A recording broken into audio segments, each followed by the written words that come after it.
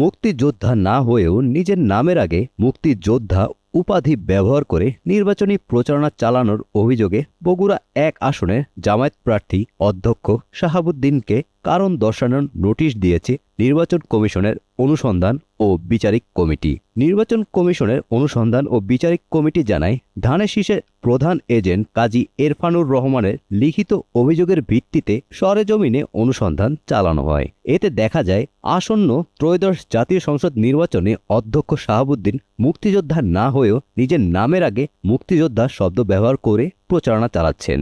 নোটিশে উল্লেখ করা হয়, জাতীয় সংসদ নির্বাচনে রাজনৈতিক দল ও প্রার্থীর আচরণ বিধিমালা ২০২৬-এর ১৩ বিধি ১৬ ধারা লঙ্ঘনের আলোকে এ ধরনের প্রচারণা বিধি বহির্ভূত।